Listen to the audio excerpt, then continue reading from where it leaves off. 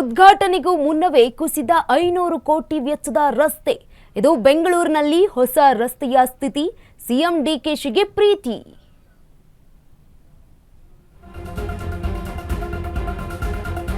ಉದ್ಘಾಟನೆಗೂ ಮುನ್ನವೇ ಕುಸಿದ 500 ಕೋಟಿ ವೆಚ್ಚದ ರಸ್ತೆ. ಇದು ಬೆಂಗಳೂರಿನಲ್ಲಿ ಹೊಸ ರಸ್ತೆಯ ಸ್ಥಿತಿ.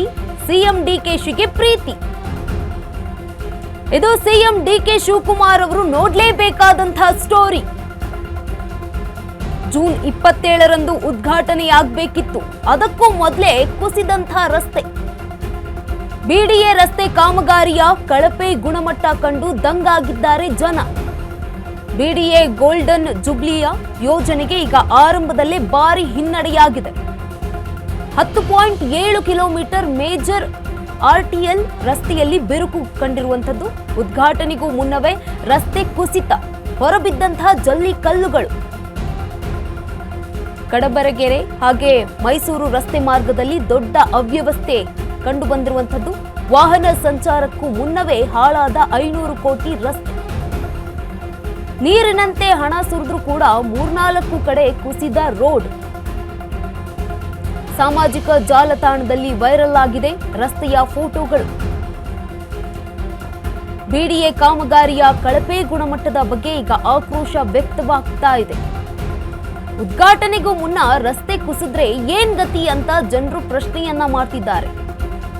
ರಸ್ತೆ ಕುಸಿತ ಪ್ರಕರಣಕ್ಕೆ ಹೊಣೆ ಯಾರು ಅಂತ ಕೇಳ್ತಿದ್ದಾರೆ ಜನ. ಉತ್ತರ ಕೊಡಿ ಅಂತ ಕೂಡ ಹೇಳಿದ್ದಾರೆ. ನೆಟ್ಟಿಗರ ಪ್ರಶ್ನೆ ಬೆನ್ನಲ್ಲೇ ತೇಪೆ ಕೆಲಸ. ಅದು ನೆಟ್ಟಿಗಿಲ್ಲ ಸ್ವಾಮಿ, ನಿಮ್ಮ ಹಣೆ ಬರ ಇಷ್ಟೇ ಅಂತ ಸುಮ್ಮನಾದ್ರ ಜನಸಾಮಾನ್ಯರು ಅನ್ನುವಂತಹ ಪ್ರಶ್ನೆ. ಉದ್ಘಾಟನೆಗೂ ಮುನ್ನವೇ ಕುಸಿದ 500 ಕೋಟಿ ವೆಚ್ಚದ ರಸ್ತೆ.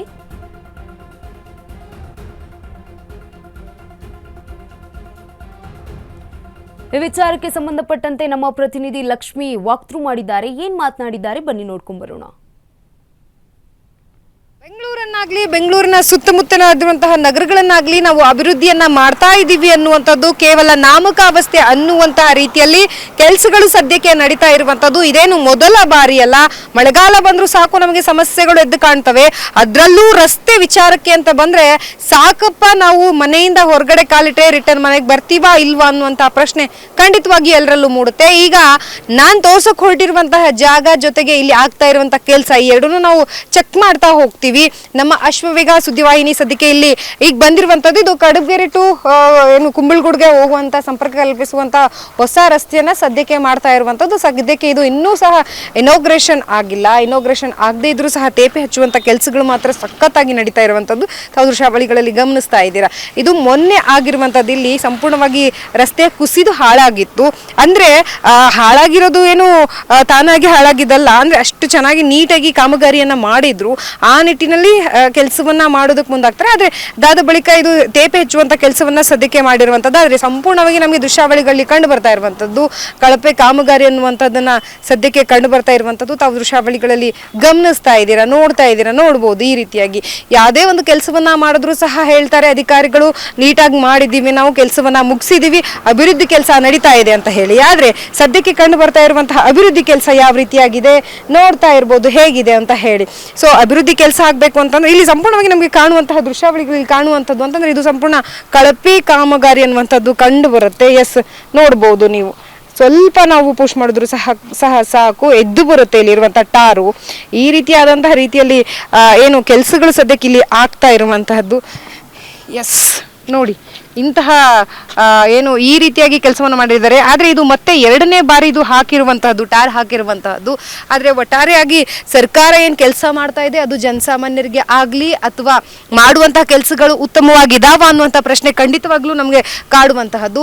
ಯಾಕೆ ಕಳಪೆ ಕಾಮಗಾರಿ ಆಗ್ತಾ ಇದೆ? ಅದರಲ್ಲೂ ಸಹ ಇದು ಹೊಸದು, ಇನ್ನೂ ಇನಾಗ್ರೇಷನ್ ಸಹ ಆಗಿಲ್ಲ ರೀ.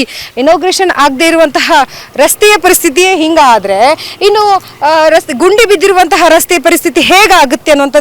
ಇನ್ನೊಂದು ನಮ್ಮ ದೃಶ್ಯಾವಳಿಗಳಲ್ಲಿ ಸಂಪೂರ್ಣವಾಗಿ ನೋಡ್ತಾ ಹೋಗೋಣ, ಗಮನಿಸ್ತಾ ಹೋಗೋಣ. ನಾನು ಇದನ್ನ ತೆಗೆಯುವಂತ ಕೆಲಸವನ್ನ ಸಹ ಮಾಡ್ತೇನೆ ದೃಶ್ಯಾವಳಿಗಳಲ್ಲಿ. ಎಸ್, ನೋಡಿ ಇಂತಹ ರೀತಿಯಲ್ಲಿ ಸಂಪೂರ್ಣವಾಗಿ ಇಲ್ಲಿ ಬಿರುಕು ಬಿಟ್ಟಿದೆ, ಸೀಳು ಹೋಗಿರುವಂಥದ್ದು ದೃಶ್ಯಾವಳಿಗಳಲ್ಲಿ. ಎಸ್, ನಮ್ಮ ವಿಡಿಯೋ ಜರ್ನಲಿಸ್ಟ್ ಇಲ್ಲಿ ತೋರಿಸಿ ಹತ್ತಿರಕ್ಕೆ ಬಂದು ಸೊ ಈ ರೀತಿಯಾಗಿ ಸಂಪೂರ್ಣವಾಗಿ ಏನು ಬಿರುಕು ಬಿಟ್ಟಿರುವಂತಹ ಪರಿಸ್ಥಿತಿಯಲ್ಲಿ ಸದ್ಯದ ರಸ್ತೆ ಇದೆ. ಬ್ರ್ಯಾಂಡ್ ಬೆಂಗಳೂರನ್ನ ಮಾಡ್ತೀವಿ, ನಮ್ಮ ಕರ್ನಾಟಕವನ್ನ ದೇಶದಲ್ಲಿ ಏನು ನಮ್ಮ ಕರ್ನಾಟಕವನ್ನ ಮುನ್ನಡೆ ತರ್ತೀವಿ ಅನ್ನುವಂತಹದನ್ನ ಮಾತನ್ನ ಬಾಯಿ ಮಾತಿಗೆ ಹೇಳ್ತಾರೆ ಅಧಿಕಾರಿಗಳು. ಆದ್ರೆ ಮಾಡ್ಬೇಕಾಗಿರುವಂತಹ ಕೆಲಸಗಳು ಮಾತ್ರ ಕರೆಕ್ಟಾಗಿ ಆಗ್ತಾ ಇಲ್ಲ, ಕ್ಲಿಯರ್ ಆಗಿ ಆಗ್ತಾ ಇಲ್ಲ ಅನ್ನುವಂತಹದ್ದು. ಆದ್ರೆ ಸ್ಥಳೀಯರು ಸಹ ಭಯ ಪಡ್ತಾರೆ ಮಾತನಾಡೋದಕ್ಕೆ, ಎಲ್ಲಿ ನಮಗೆ ಸಮಸ್ಯೆ ಆಗುತ್ತೋ ಅನ್ನುವಂತಹ ನಿಟ್ಟಿನಲ್ಲಿ. ಸೊ ಹಾಗಾಗಿ ಇಲ್ಲಿ ಆಗಿರುವಂತಹ ಕೆಲಸಗಳು ಸಹ ಸಂಪೂರ್ಣವಾಗಿ ಕಳಪೆ ಕಾಮಗಾರಿ ಅನ್ನುವಂಥದ್ದನ್ನ ಎದ್ದು ತೋರಿಸ್ತಾ ಇದೆ. ಇನ್ನಾದ್ರೂ ಎಚ್ಚೆತ್ಕೊಂಡು ಈ ಕೆಲಸವನ್ನ ಮಾಡ್ತಾರಾ ಅಧಿಕಾರಿಗಳು ಅನ್ನುವಂಥದ್ದನ್ನ ನಾವೆಲ್ಲ ಕಾದ್ ನೋಡ್ಬೇಕಾಗಿದೆ. ನಮ್ಮ ಅಶ್ವವೇಗ ಸುದ್ದಿವಾಹಿನಿ ಸದ್ಯಕ್ಕೆ ಧ್ವನಿ ಎತ್ತಿದೆ, ನೋಡೋಣ ಅಧಿಕಾರಿಗಳು ಯಾವ ರೀತಿಯಲ್ಲಿ ಕೆಲಸವನ್ನ ಮಾಡೋದಕ್ಕೆ ಮುಂದಾಗ್ತಾರೆ ಅಂತ ಹೇಳಿ. ಕ್ಯಾಮ್ರಾ ಪರ್ಸನ್ ನಿಶಾಂತ್ ಜೊತೆ ಲಕ್ಷ್ಮಿ ಬಾಗಲಕೋಟೆ, ಅಶ್ವವೇಗ ನ್ಯೂಸ್, ಬೆಂಗಳೂರು. ಉದ್ಘಾಟನೆಗೂ ಮುನ್ನವೇ ಕುಸಿದಿರುವಂತಹ 500 ಕೋಟಿ ವೆಚ್ಚದ ರಸ್ತೆ ಇದಾಗಿದೆ. ಇದು ಬೆಂಗಳೂರಿನಲ್ಲಿರುವಂತಹ ಹೊಸ ರಸ್ತೆಯ ಪರಿಸ್ಥಿತಿ. ಸಿಎಂ ಡಿ ಕೆ ಶಿವಕುಮಾರ್ ಅವರಿಗೆ ಈ ರಸ್ತೆ ಅಂದರೆ ತುಂಬ ಪ್ರೀತಿ. ಡಿ ಕೆ ಶಿವಕುಮಾರ್ ಅವರು ನೋಡಲೇಬೇಕಾದಂತಹ ಸ್ಟೋರಿ ಇದಾಗಿದೆ. ಜೂನ್ 27ರಂದು ಆಗಬೇಕಿತ್ತು ಈ ಒಂದು ರಸ್ತೆ. ಬಿಡಿಎ ರಸ್ತೆ ಕಾಮಗಾರಿಯ ಗುಣಮಟ್ಟವನ್ನು ಕಂಡು ದಂಗಾಗಿದ್ದಾರೆ ಜನರು. ಯಾವ ರೀತಿಯಾಗಿ ಈ ಒಂದು ರಸ್ತೆಯನ್ನ ಮಾಡಿದ್ದಾರೋ ಗೊತ್ತಿಲ್ಲ. 500 ಕೋಟಿ ವೆಚ್ಚದ ರಸ್ತೆ ಇದಾಗಿದೆ. ಆದರೆ ಉದ್ಘಾಟನೆಗೂ ಮುನ್ನವೇ ಕಿತ್ತು ಬರ್ತಾ ಇರುವಂತಹ ಪರಿಸ್ಥಿತಿ. ಎಷ್ಟು ಕಳಪೆ ಗುಣಮಟ್ಟದ್ದಾಗಿರ್ಬೋದು, ಮತ್ತೆ ತೇಪೆ ಹಚ್ಚುವಂತಹ ಕೆಲಸಕ್ಕೂ ಕೂಡ ಮುಂದಾಗಿರುವಂಥದ್ದು.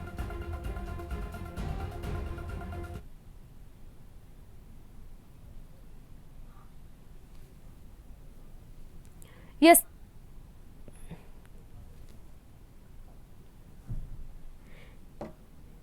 ದೃಶ್ಯಾವಳಿಯಲ್ಲಿ ಗಮನಿಸ್ತಾ ಇರಬಹುದು, ಒಬ್ಬ ಯುವಕ ಈ ಒಂದು ರಸ್ತೆಯ ಬಗ್ಗೆ ಎಕ್ಸ್ಪ್ಲೇನ್ ಮಾಡ್ತಾ ಇದ್ದಾರೆ.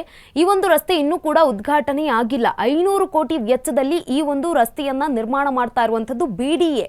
ಆದರೆ ಮಳೆ ಬಂದಂತಹ ಕಾರಣಕ್ಕೆ ಆಗಲೇ ರಸ್ತೆ ಗುಂಡಿ ಬಿದ್ದಿದೆ. ಗುಂಡಿ ಬಿದ್ದಿರುವಂತಹ ದೃಶ್ಯಾವಳಿಯನ್ನ ತೋರಿಸ್ತಾ ಇರುವಂಥದ್ದು ಅಲ್ಲಿನ ಯುವಕ, ಜನಸಾಮಾನ್ಯರಾಗಿರುವಂಥದ್ದು. ಇದೇ ರೀತಿಯಾಗಾದ್ರೆ ಹೇಗೆ? ಇನ್ನೂ ಉದ್ಘಾಟನೆನೇ ಆಗಿಲ್ಲ, ಅವಾಗ್ಲೇನೆ ಈ ರೀತಿಯಾಗಿ ಗುಂಡಿ ಬಿದ್ದೋದ್ರೆ ಅಥವಾ ನೀರು ನಿಲ್ತಾ ಇರುವಂಥದ್ದು, ಯಾವ ಮಟ್ಟ ಈ ಒಂದು ಗುಣಮಟ್ಟದಲ್ಲಿ ಈ ಒಂದು ರಸ್ತೆಯನ್ನ ನಿರ್ಮಾಣ ಮಾಡಿದ್ದಾರೋ ಗೊತ್ತಿಲ್ಲ. ಅದಕ್ಕೆ ಈಗ ತೇಪೆ ಹಚ್ಚುವಂತಹ ಕೆಲಸವನ್ನ ಕೂಡ ಮಾಡಿದ್ದಾರೆ, ಅದು ಕೂಡ ಕಿತ್ತು ಹೋಗ್ತಾ ಇರುವಂಥದ್ದು.